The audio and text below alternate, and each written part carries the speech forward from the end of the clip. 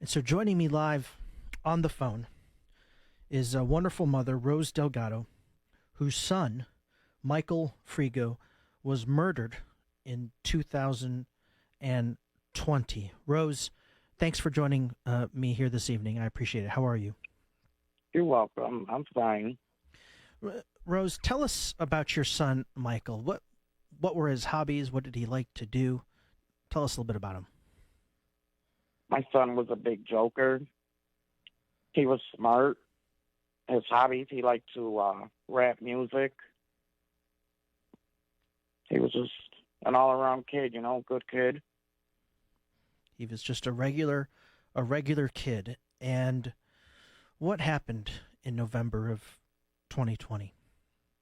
It happened November 29th, 2020. It was my daughter's wedding party. And he had left and to drop off somebody, and then he came back.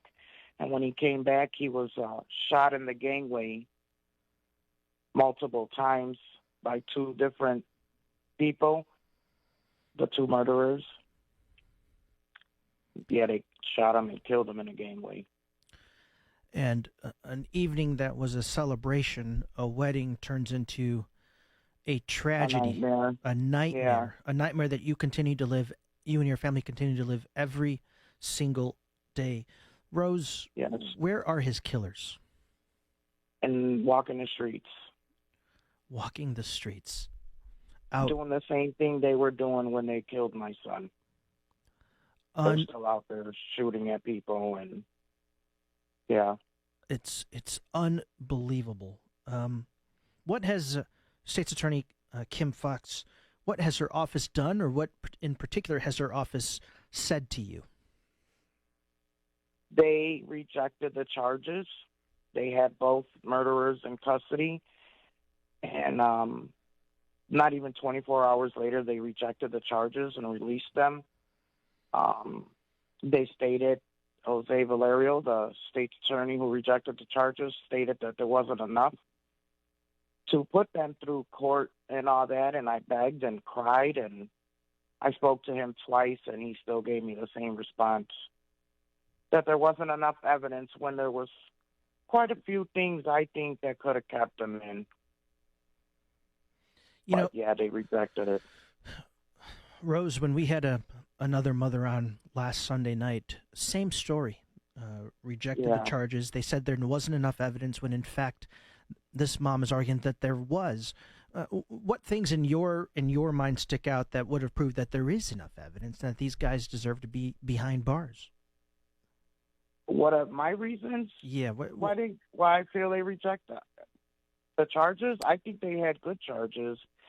They have them on video where they parked a car going all the way to the home that my son was murdered at.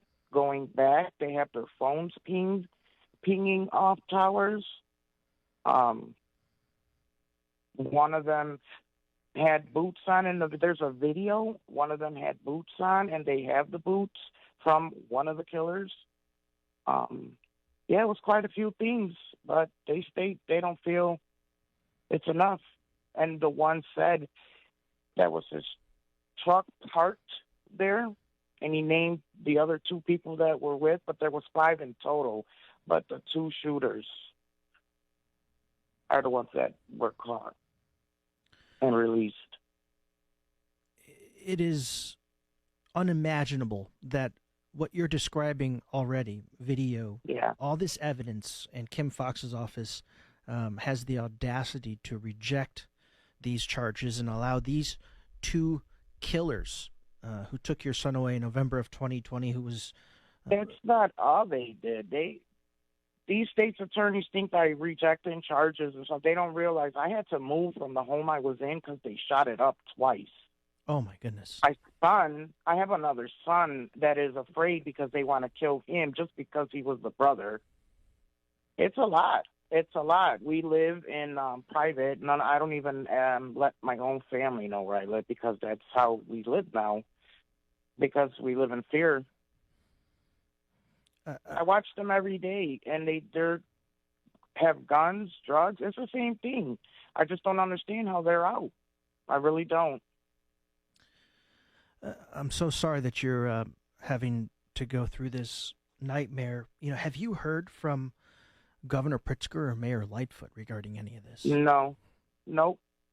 Have I you haven't heard nothing. have you seen either of them in the community talking with and meeting with No, families of violent crime no, victims? nope, nothing. If what if Mayor Lightfoot was listening to this show, or Governor Pritzker was listening to this show, what's your message to them?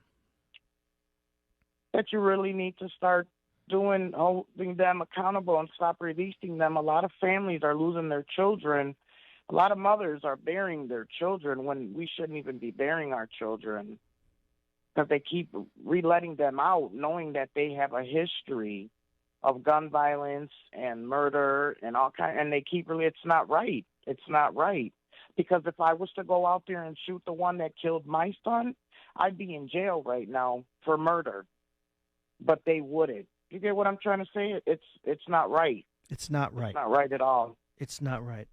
Rose, what can we do to help you get justice? I know I'll get messages from listeners saying, what can we do? Is there anything else besides elevating this story? And I'll continue to have you on so we can continue to share this story and fight for justice for Michael. But what can we do? I just want where it's out there. I want it to be known. I'm not hiding. I've never been through anything like this in my life. So these are new steps. I want justice for my son. I just don't know how to go out there and do it. So I just started by going out there to the news channels across the street from the state's attorneys, like I'm on the radio with you. I just want his story out there, because he may have not meant nothing to them, but he means a lot to me and my family and his children. I really want justice for my son. It won't bring my boy back, but it'll keep another family from suffering how we are suffering. And Rose, we're here with you. I'm here with you. I make this promise to you, this public promise, that we will not rest until justice is served. And that's how we will honor your son, Michael, by bringing his killers to justice. Rose, thank you so much for joining me. I really appreciate it. You're welcome. Thank you for having me. You're welcome. It was my honor, and we will not rest until justice is served. Thank you, Rose.